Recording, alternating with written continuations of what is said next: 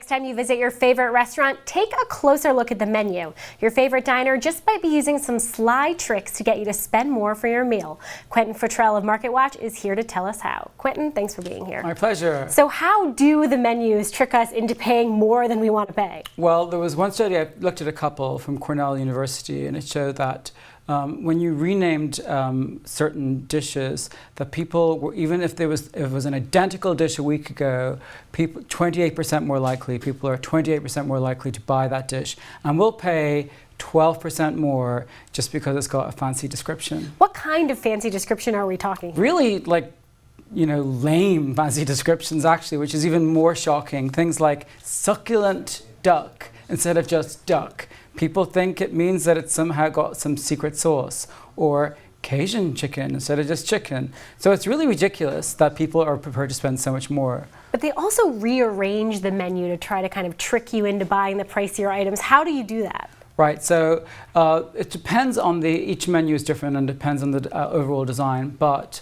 it could be the top right-hand corner, the lower left-hand corner. Obviously, certain dishes will have little icons next to them, they'll be boxed off. And when I looked at another study as well from Columbia University and Georgia State, which showed that if you put all of the lower calorie items in one box, it's sort of like the effect of having a bargain bin in a department store. People assume those dishes, and when they're not given those fancy descriptions, people assume those dishes are slightly lesser value, made maybe with cheaper ingredients. And even if you're watching your weight, you might be more likely to go for the more delicious, higher calorie and expensive dishes. That is really depressing news, I have to tell you. Okay, so what tips do you have for us if we're going to go out to eat tonight, if we don't want to actually accidentally eat like 3,000 calories and spend like twice as much as we plan to? Right, you have to be really careful, especially if you're calorie watching when it comes to those set menus, for example.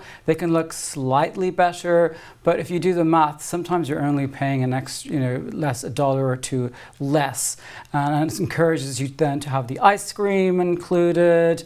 Always ask the server. The server will hopefully give you their honest opinion, and beware that the specials, are always suspected to be yesterday's leftovers, and sometimes they can give it to you without even giving you the price, and then you're hit with a really horrible bill shock at the end of your meal, so be careful of that too. All right, lots of cautionary tales there. Thanks very much for being here. Pleasure.